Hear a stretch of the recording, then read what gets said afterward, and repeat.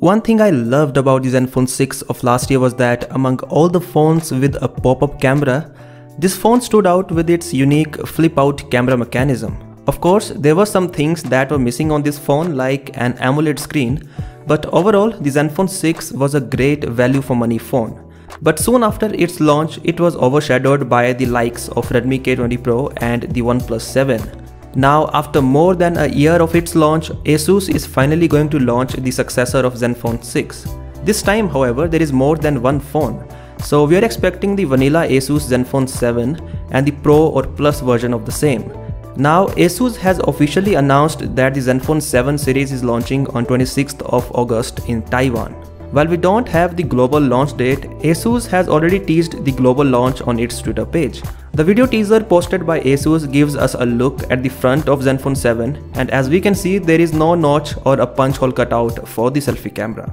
This means that the Asus Zenfone 7 has the same flip-out camera mechanism as the Zenfone 6. Now, while the Zenfone 6 had a dual camera setup on the back, the Zenfone 7 is coming with a quad camera setup. At least that is what the teaser from Asus reveals. When it comes to the specifications, Roland Quant posted some of the specifications of the Zenfone 7 on his Twitter account along with the European pricing. So according to him, the Asus Zenfone 7 has the Qualcomm Snapdragon 865 Plus, a 5000 mAh battery, 6 or 8 GB RAM and 128 or 256 GB of internal storage. The base 6 GB plus 128 GB variant is going to be priced at €499, which is an incredible pricing from Asus.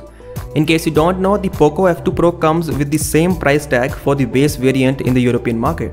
The 8 GB plus 256 GB variant of the Zenfone 7 is going to be priced at €549, which is cheaper than the 8 GB variant of the Poco F2 Pro. Now this clearly shows how aggressive Asus is going to price the Zenfone 7, which is great. Now earlier it was rumored that the Zenfone 7 would get Snapdragon 865, whereas the Plus or the Pro version would get the Snapdragon 865 Plus. But now that we know that there is Snapdragon 865 Plus powering the Zenfone 7, it would be interesting to see what upgrades the Pro or the Plus version brings. Anyways, that's all we know so far, so what are you expecting from the Asus Zenfone 7 series? Do let me know via the comment section below. As always, I'll catch you in the next one.